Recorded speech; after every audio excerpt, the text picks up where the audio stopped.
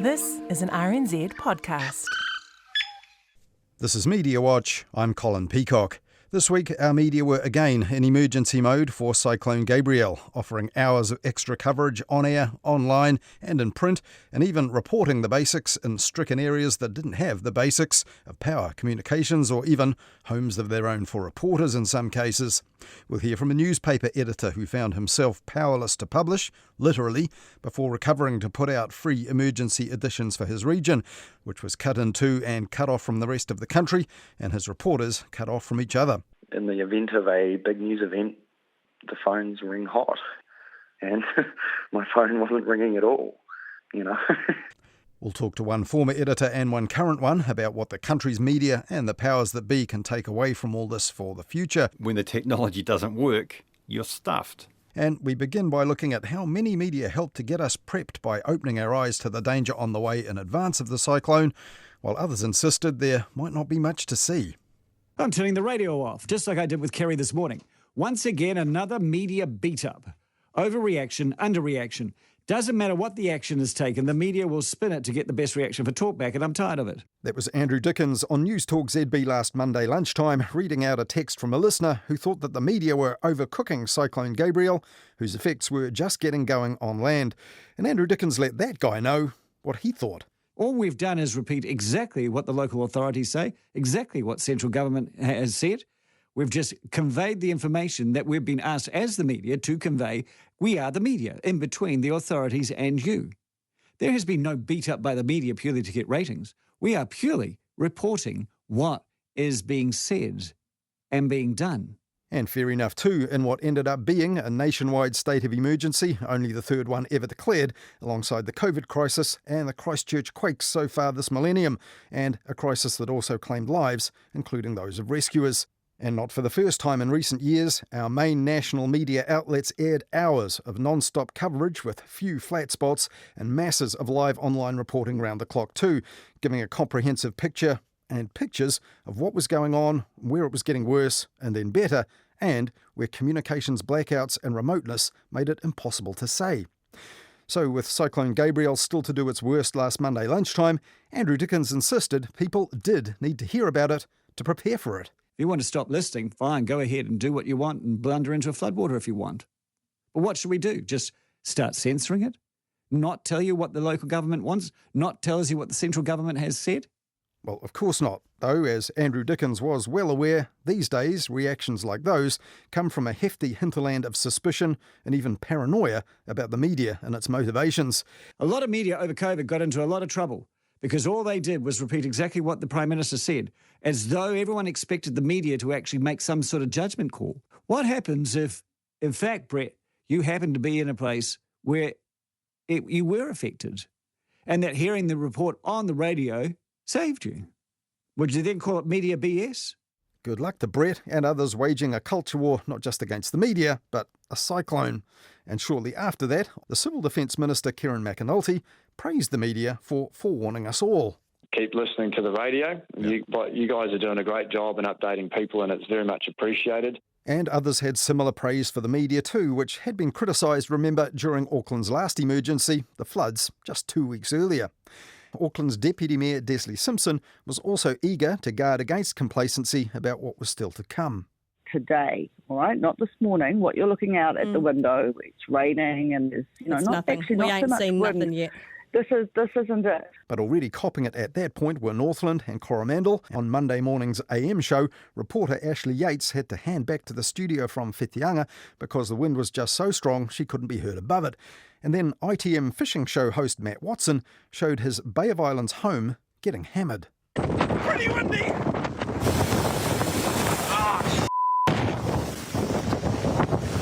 Bloody water in me boots! Oh no, me lawn! And if Matt Watson's property looked familiar on the screen, that's because TV3 screened an entire series called The Kiwi Dream, all about Matt building his dream house by the sea. And because this is a Kiwi dream, we want to get amongst it. So how about your very own surf beach with perfect waves? And under the water, let's have some fresh fish to catch. Might as well make them right in front of the house, and we might as well make them big fish right on the doorstep.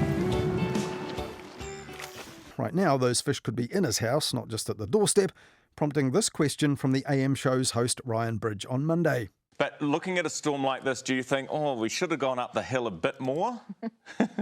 No, I mean, hey, we're actually, like, where I'm sitting now in the living room is actually 7 metres above sea level. So if it gets to me here, mate, we've got bigger problems, right? And maybe I was a bit ambitious having a cricket wicket down there. Have you seen? Well, maybe. And after Gabrielle, the issue of where we build houses has already been raised in the media and will be talked about much more in the days and weeks to come. Now, after the declaration of a national state of emergency later on Monday and news of the first fatalities, TV3 went into rolling non-stop coverage like this. We will get through this together.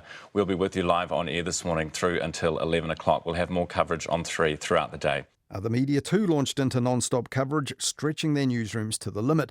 But even in such extraordinary circumstances, some listeners were scrutinising presenters' responses to the eye-opening eyewitness accounts they were hearing. There you go. This thing is really just kicking off. It is just coming up to 8 o'clock. At 7:50, the male announcer blasphemed, says the text. That's you, Corin, saying Jesus on air. I don't think he was really invoking God's help, and it is offensive to Christians. I was in the room, David, and he said geez, which seems acceptable for some reason. This morning report last Monday, and anyone alarmed by geez would have struggled 24 hours later when Tolaga Bay farmer Bridget Parker told 9 to Noon's Catherine Ryan about yet another inundation at her place with added forestry slash. This is what New Zealand doesn't understand. It's one thing to get a cyclone and get water. It's another when the water comes with bloody pine trees attached to it. Look, I feel your passion and your anger because this has just gone on for so long, Bridget. So, I don't have words for you, but I hear your words. Well, we all did, and Bridget had a couple more F-bombs for which she apologised for dropping. But there was really no need. It was compelling and honest stuff from a region in which RNZ's reporter Kate Green was soon after that using the only means of communicating that worked, a satellite phone. You can't even call 111. Everything's down. The mayor, Rehette Stoltz, she phrased it nicely. She said, everything that can break is broken.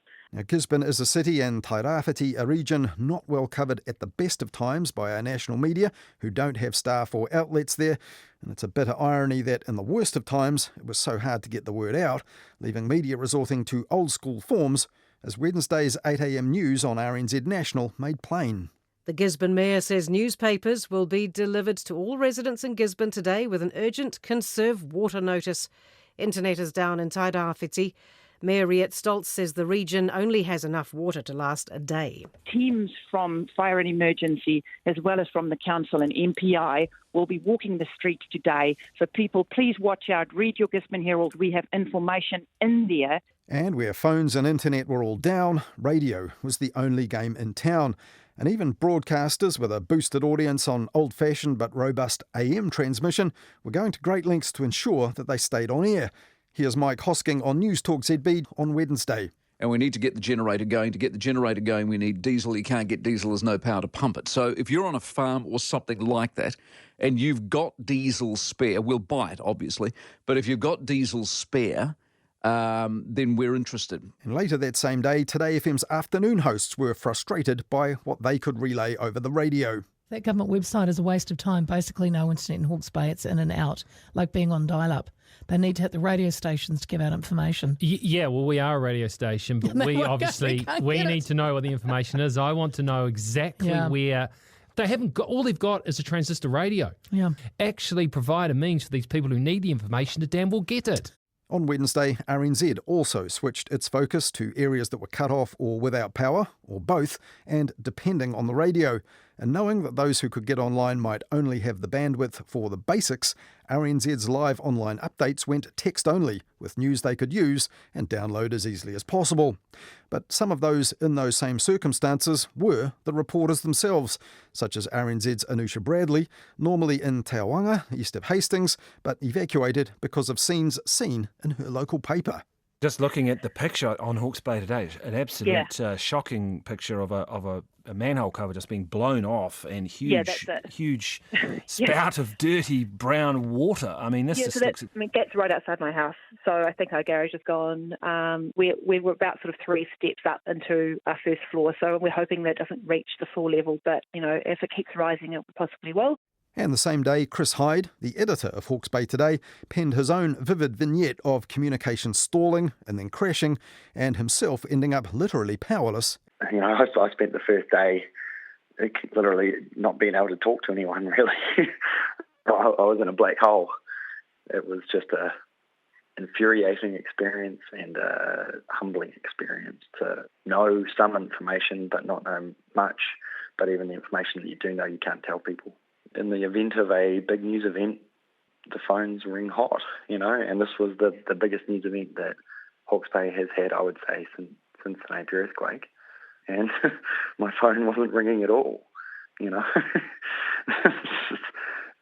I spent those 2 hours with my 2 young girls, and then I just kind of realised that I actually have to and try to find some way to contact the outside world. So did you feel you were getting the information that was essential? As soon as I can, I am going out and buying a transistor radio, Colin. Yep, I didn't have one at home. Unfortunate. I didn't. Yeah, it was horrific. I was getting reports from photographers who were on the ground outside the Tutaikuru River. This thing's going to go, this thing's going to breach. And then the power cut. So I was about to write a Facebook post saying a photographer says that the water's rising right near to the top. I couldn't write it. I couldn't tell them, yeah, it's one of those things. I hope it never happens again. I'm in awe of what my journalists are going through and are handling. The Hastings team here, they're working in really trying circumstances, but at least most of them are able to go home and have power. And do you know what is the state of your building, your newsroom? Is that going to be something you can reoccupy, or are you looking at working in isolation from each other for a time yet? It's looking more and more likely that we'll be able to be reconnected with each other in the next few days at least. But yeah, I'd love to see them and give them a hug or see what they're going through over there. Basically, our newsrooms are operating. The first day after the cyclone, Napier was actually in the best position to be, really, because Hastings, we couldn't even get inside because there's no ability to even open the doors when there's no power, and we had no power in Hastings. Napier runs on a generator. It has a radio office as well as a print operation there, so because of that, the civil defence needs of it are greater, so we have a generator there. But once Hastings got communication power back, it is definitely the easier of the two cities to operate in. Well, a few hours ago, you put out on social media a bit of a slightly despairing notice saying that the Napier-Hastings road was closed again and it was shaping up as a human disaster. You put it, then a few hours later, the road's open again, which is great. I've just been listening to News Talk ZB tonight. This is Thursday as we're recording this. People phoning the night's program with all sorts of details about where you can fill an LPG tank in the region, which petrol stations are open. A truck driver just talked about driving LPG from, I think, Havelock to Bayview. Which way most cars going? Most cars seem to be going to Hastings, believe it or not, from Napier. I don't know why. For fuel, Gavin? Yes, probably. Yeah. Yeah. Does that give you a sense of that connection that you talked about? Yeah, it's hard to explain just how important those bridges are for Napier. A city of 60,000 people that has no power. Even Christchurch earthquake, I was down there for that. We, as a city, we were ruined, but half of the city had power. So the fact that you're part of the NZME empire, has that helped as well? Resources from outside the immediate area being able to help out? Getting reporters, photographers, so much support from the NZME team. They've been fantastic this week. One thing I would say, I'm in absolute awe of any newspaper editor who is able to put out a paper the day after a natural disaster. I'm 4 or 5 months into this role, my first newspaper editor role, and I just can't fathom how they were able to do that. But I remember some journalists who lived through that and reported it for the press in particular, they ended up feeling after a couple of years that everything was becoming a kind of one-issue story. They were writing so much about quake recovery. Are you maybe having a feeling that will be similar now for Hawke's Bay? I have read a lot about the mental aftermath of the Christchurch earthquake, and I do know that my team needs as much support as we can give them. That is part of my role, and if we don't look after that, then we will have people that leave, and I don't want these guys to leave because they're a fantastic team. But we this is a unique situation as well. We don't know what the effects of that will be. It will be significant. Yeah, I heard just now we might have a photographer turning up and camping out in a tent so that they can take some photos because there's no accommodation in Hastings. Well, so just finally then, Chris, for both yourself and maybe other regional news teams and editors in your position and other parts of the country that have been stricken, what would help? What is there that you could use, both from within the media industry and just from the general communities that you serve? Just keep supporting local news is what I'd say. Keep resourcing it. Keep realising that it matters, because in moments like this, it really does matter. We're not alone right now in our struggles. I know that Northern Advocate went over to publish for a couple of days as well. Effects are significant. I haven't had a chance to read about much of what's going on outside the region, but I'm aware that we are far from the only region that is hurting right now.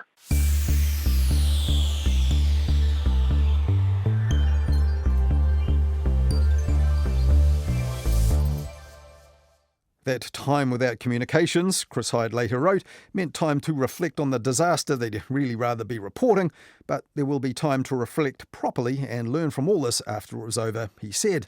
But some of the media were already doing so this past week. Earlier on, we heard News Talk ZB's Andrew Dickens pushing back at listeners telling him earlier in the week that the media were making too much of a drama out of the incoming cyclone. But he was also aware that his fellow talk radio hosts were turning some people off. A lot of media over COVID got into a lot of trouble because all they did was repeat exactly what the Prime Minister said, as though everyone expected the media to actually make some sort of judgment call. No, that's for the opinion writers. That's for the Mike Hoskins and Kate Hawkesby's and me in this world to have our say, and other experts who we then report on what they had to say. But try and get the media's role in perspective. Though with strident daily opinions from that handful of radio hosts aired day after day on the same network, you really can't blame some of the listeners for wondering about that line between those and news they can really use, especially in a crisis, and especially on a network that was promoting its news this week like this. Your official civil defence station, live from the News Talk ZB News Centre. And as Hayden Donnell now reports, while the wind and the water were rising and claiming lives in parts of the north, the entire country was hearing News Talk's hosts objecting to closing schools for a couple of days.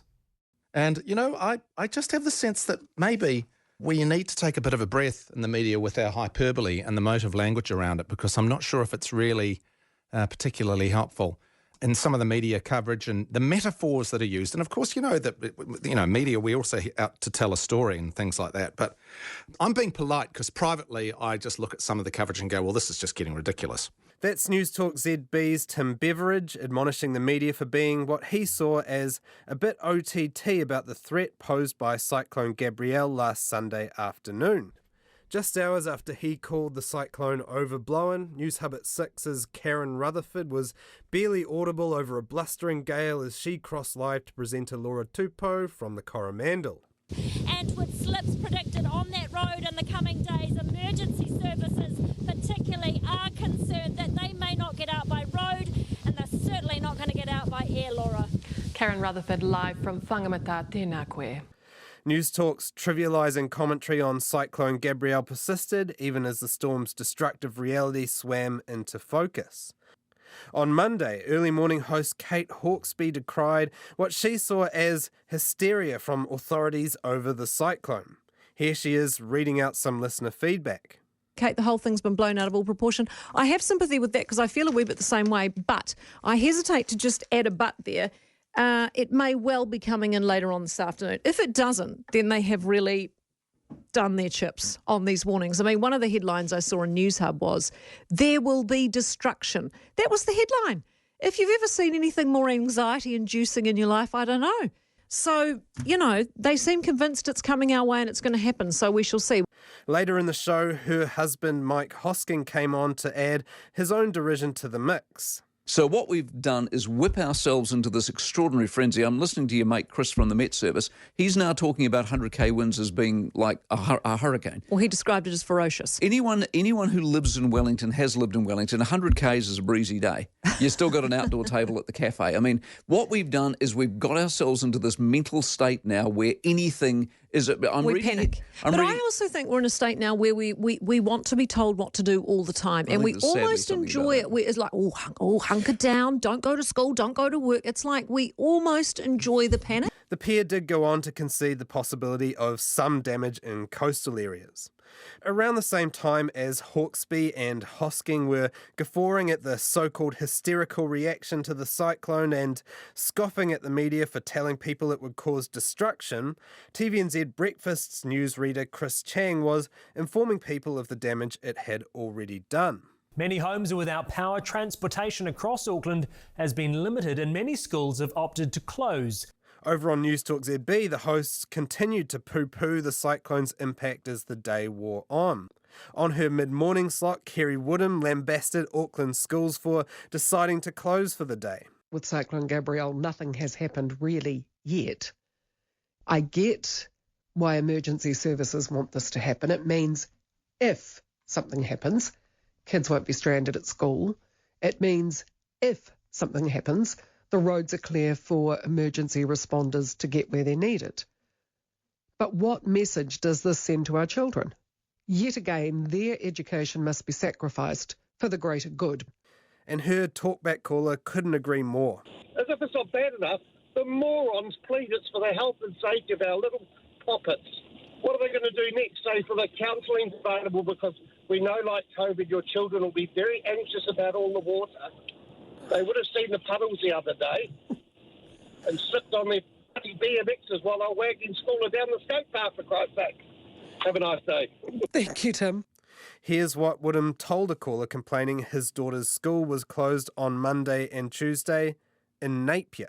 I was madly refreshing that stupid Cyclone app all over the weekend. And I thought, what is the point of doing this? Why? Yeah, well, it's going to happen. It's going to happen. Exactly. I don't need to know. Yeah. Despite Woodham's pronouncement that nothing has happened, the headlines on TVNZ's midday bulletin immediately after her show ended were quite decisive in saying things were in fact happening. Rain is forecast to set in Northland and the East Coast early this afternoon and Auckland this evening.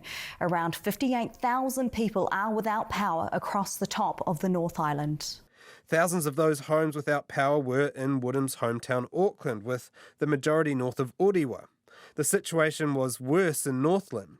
Nicole Bremner crossed live to the show standing in front of a growing expanse of floodwater. It's very wet, it's very cold, people are being asked to stay off the roads. We know there's a lot of problems with communication, we're having trouble getting people on the phones.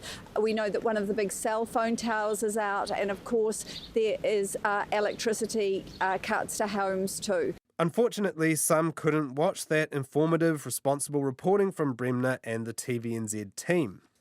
People in homes that had lost power could only get the radio, and some were relying on News Talk ZB for information. One of Mediawatch's listeners, who asked to be named only as Jim, said he could only pick up the talk station's signal at his home in Northland. He was alarmed to hear its hosts were more focused on Auckland school closures than the escalating flooding, power outages and dangerous winds people were experiencing in his area. That obsession with schools persisted into the following day, even as New Zealand woke up to the wreckage left by Gabrielle overnight. Here's Hawkesby's editorial early on Tuesday morning. Well, the rain's hitting Auckland City now, but yesterday between 8:30 and 3 p.m, when there was hardly any rain or wind, I wondered why kids in all the unaffected areas couldn't have been at school. Yesterday turned out to be an average rainy day. Yes, I get it. Precautions. 20 minutes later, TVNZ's Breakfast crossed to reporter Tessa Parker, who delivered the news that landslides had destroyed homes and buried people in Mediawatch. Residents have received their second emergency alert of the morning. Residents on the right side of the Motutara Road have been told to evacuate to the surf club. That is because there is an increased risk of landslides. Fire and Emergency has already told us that 2 houses have collapsed here in this coastal suburb this morning, and we understand that people are currently trapped. Both of those trapped people, volunteer firefighters Dave Van Zwanenberg and Craig Stevens, died. Meanwhile, on her News Talk ZB show, Kerry Woodham relitigated her earlier point about school closures. Where areas are affected, they can make their own decisions, and where areas are not affected, they too can make their own. So you clearly disagree, and that's absolutely fine. But I just don't believe all of Auckland should be shut down because some suburbs have been terribly affected and some have not, and that is the very nature of storms. That is the nature of storms, and unless Woodham is sitting on a method to perfectly predict their path, timing and intensity, then there's an argument that it's better to be safe than sorry. Our news organisations likely saved lives over the last few days by taking that fact into consideration and informing and warning people about what turned out to be the most destructive cyclone in a century. In its aftermath, they've navigated technical challenges to tell the stories of those hit hardest by the disaster. The Gisborne Herald put out a paper to every house in the city despite not having power in its building. 22,000 homes will receive a copy of this newspaper tonight, free of charge, to bring the district up to date with what exactly has happened with Cyclone Gabrielle and how the recovery is going. I'm proud to be working in this newspaper today. I'm Murray Robertson for the Gisborne Herald.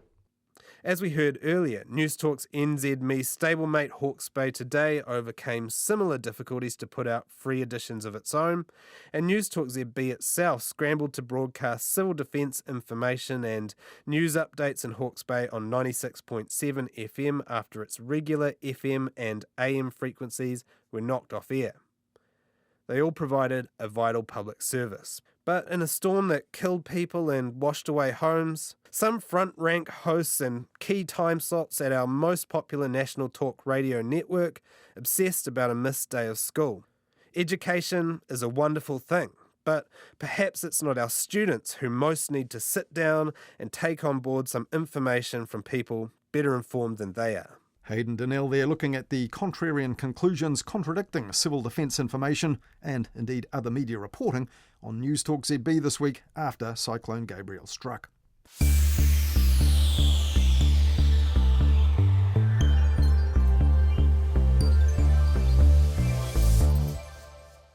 Among those who reckoned that the media served us well in a crisis this past week was one who had criticised them for falling short during Auckland's floods a fortnight ago, former Herald editor Gavin Ellis. Back then, he said social media and online outlets trumped traditional news media in conveying the scale and the scope of the flooding, which hit with little warning in and around Auckland. But in his weekly column Nightly Views, that's Nightly with a K, the veteran critic said the opposite was true this past week. Under the headline, "Thank God for News Media in a Storm," Gavin Ellis said he couldn't get a clear picture of what was happening without mainstream media output, but that was in the early part of this past week, with much more to come.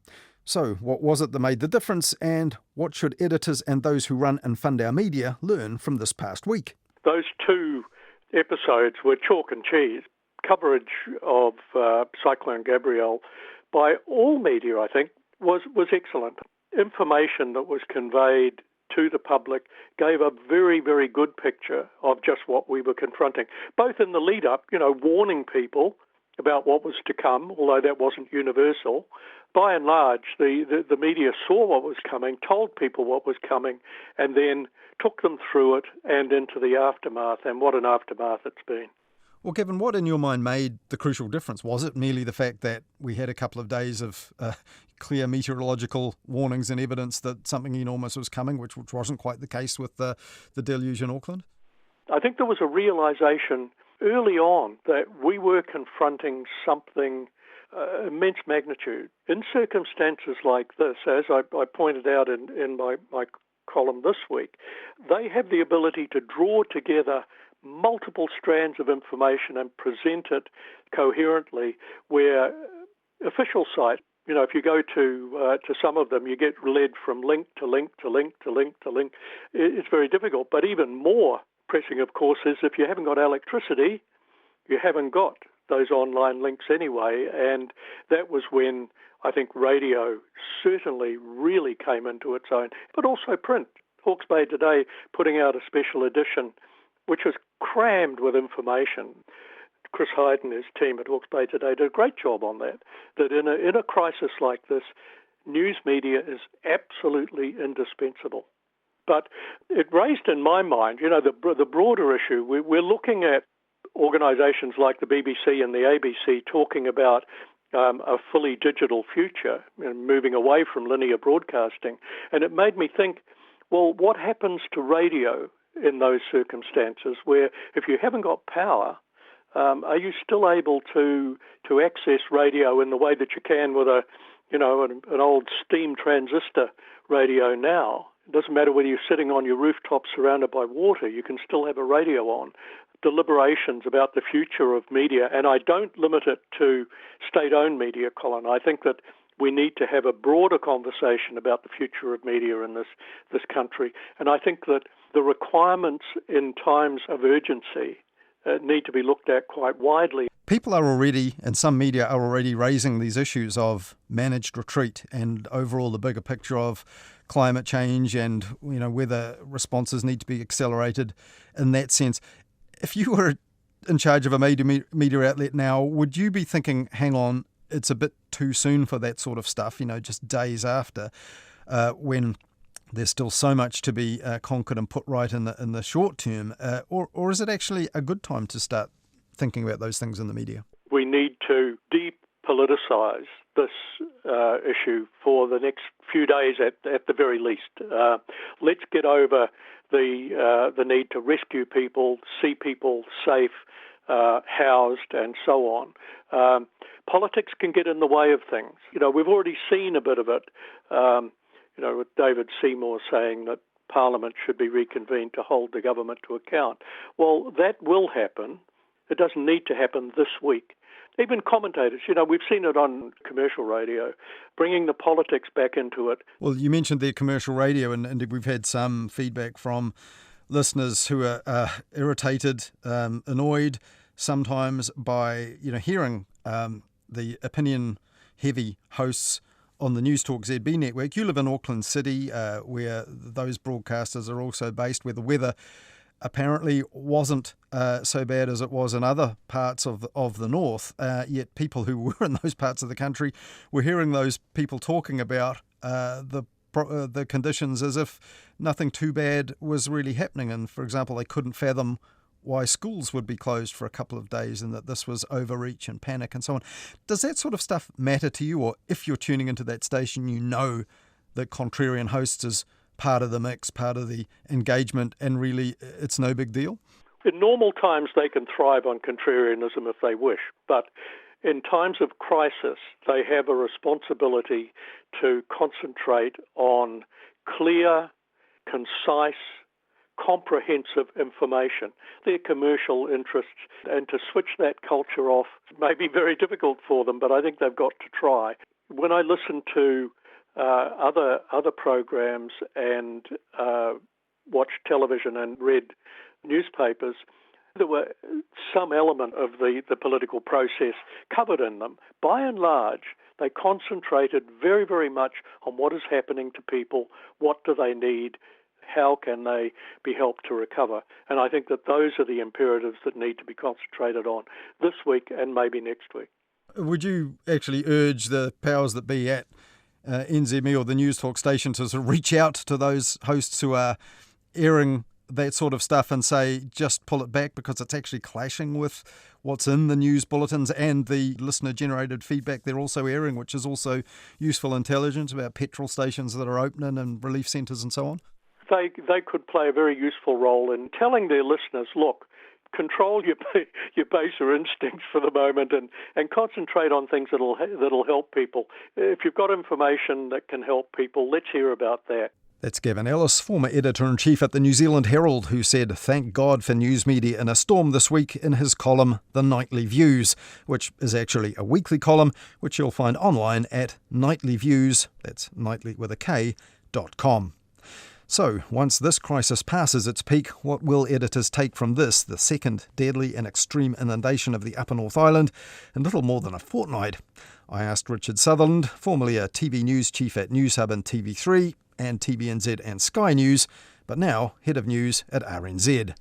Everyone was super aware or, super sensitive around the way that the Auckland flooding late last month played out, and no one wanted a repeat of that. And it was interesting that all the official agencies, Met Service, NEMA, Auckland Council, well in advance of Gabrielle making landfall, were putting out these warnings. I think there was a lot more work done in advance to make sure that the country was aware that it was coming. Certainly, I think initially the view was this is going to be bad news for Auckland because Auckland is already very badly damaged and waterlogged.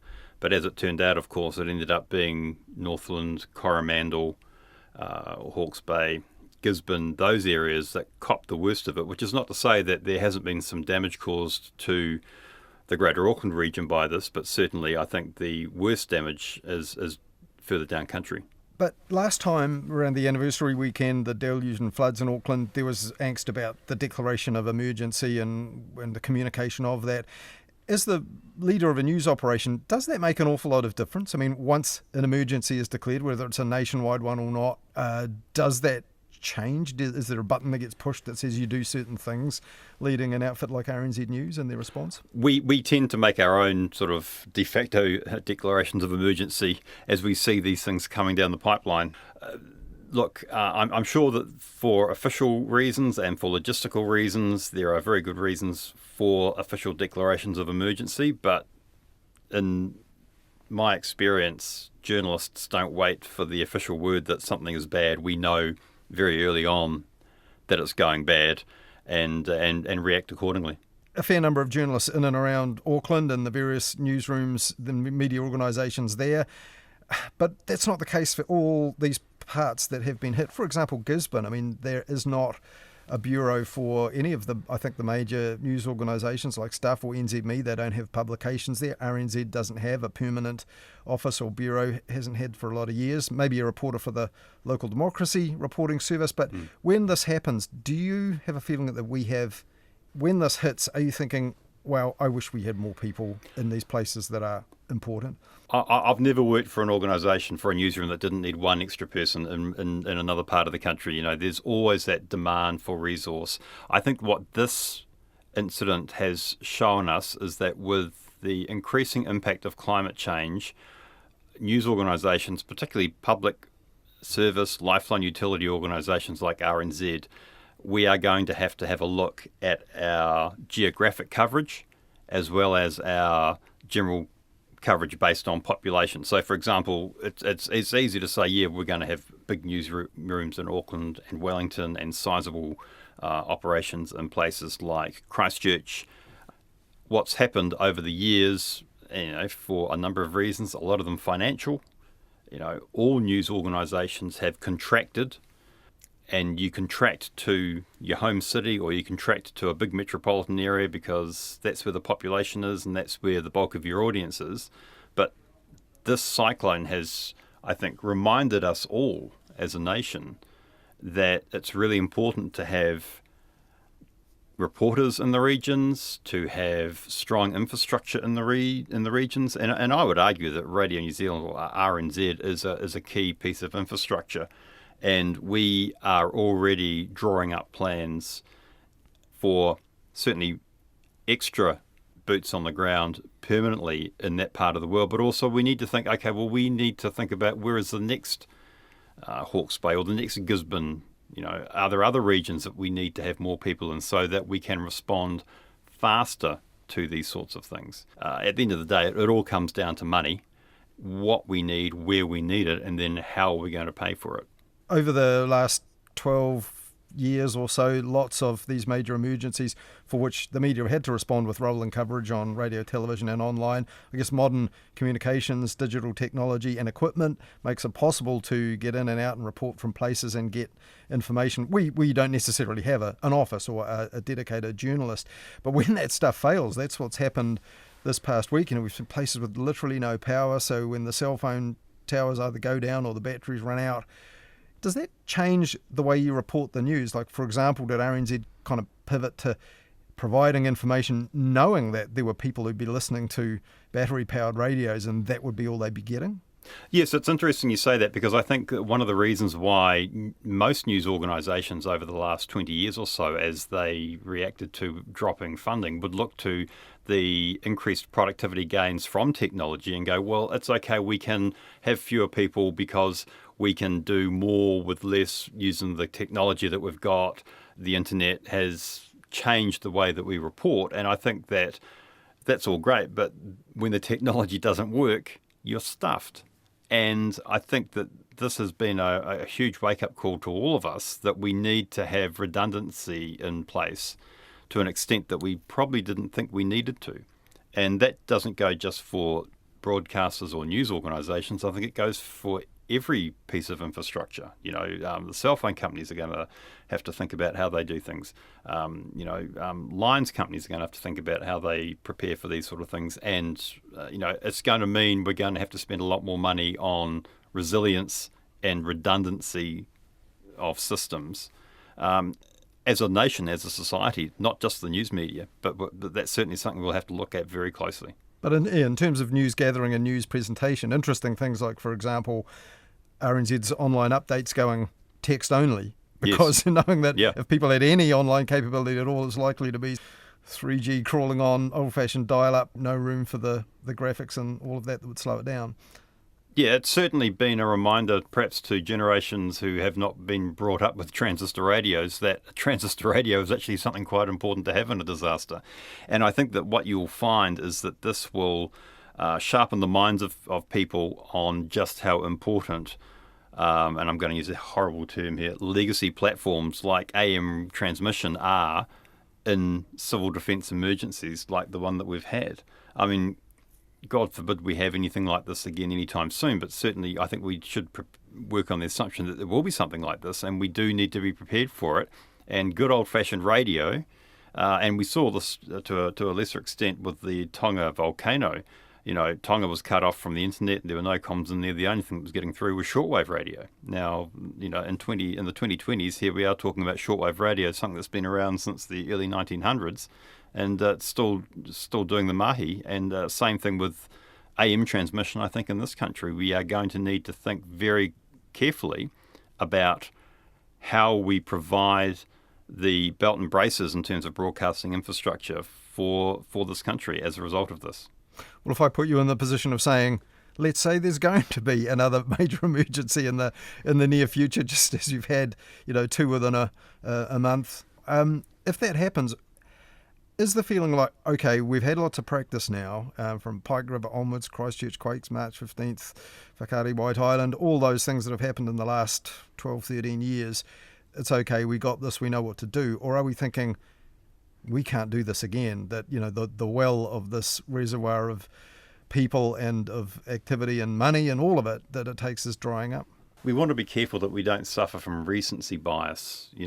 History is full of disasters. It's how we choose to cover it and how we approach it that's important.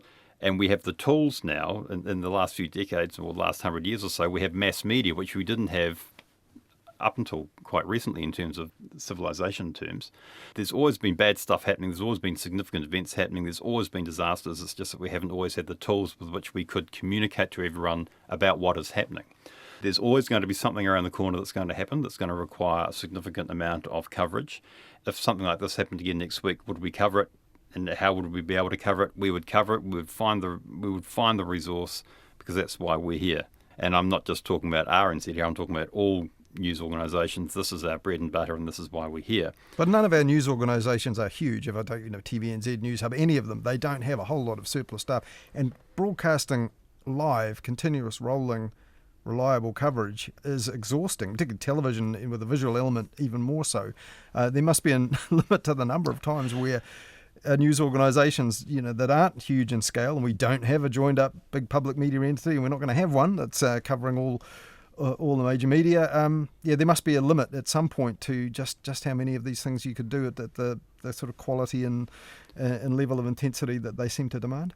Yeah, it does depend on the platform. For example, if I look at RNZ National, I mean, the news output availability just on a normal day-to-day basis across RNZ National, there is always something there that we can rely on, and it's just a simple matter of, okay, well, for example, if I look at a typical schedule for RNZ National, we've got hourly bulletins 24 hours a day, 7 days a week. Whether there's a disaster or not, we're doing that. We've got First Up, we've got Morning Report, we've got Midday Report, Checkpoint, we've got Lately, we've got 9 to Noon. We've always got something that we can quickly get stuff onto in the event of an emergency. It's different for other organisations. I'm working in commercial television. I know that it's harder when you have fewer regular bulletins, but they do it and they do a great job. So it depends on the platform, and of course, obviously, there's digital as well, which is always on. Different organisations can maintain a level of intensity for longer simply because that's the way that they are set up to operate. And just for finally and briefly, has there been any element of pooling or tech sharing or anything between the media companies? Because given that, they'll all be trying to cover what's happened in Wairoa, which has been cut off, for example, or Gisborne Tairāwhiti. In the initial response to Cyclone Gabrielle, I think everyone just gets on and helps each other. RNZ has relied quite heavily on live streaming of various press conferences, courtesy of our friends over at TVNZ. We have helped out News Hub with communications, particularly out of Gisborne from time to time, particularly in the early stages. Shared the cost of charter flights with other news organisations. Certainly, there's a lot of goodwill amongst the New Zealand media towards each other in a crisis. While we are fiercely competitive always, we are also human beings, and we understand that from time to time you've got to help your brother and sister out.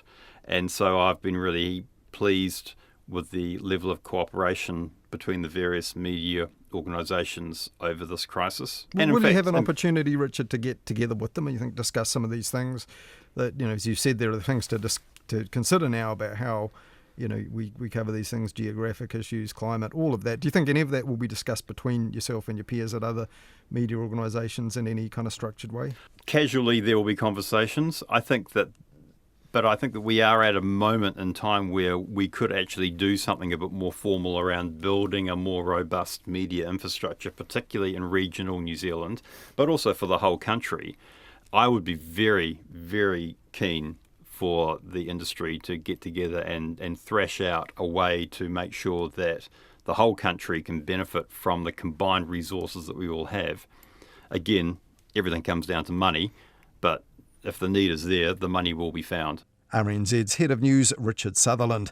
And we'll see, now that the public media entity plan is off the table, if those with the public purse strings see that need for news in quite the same way.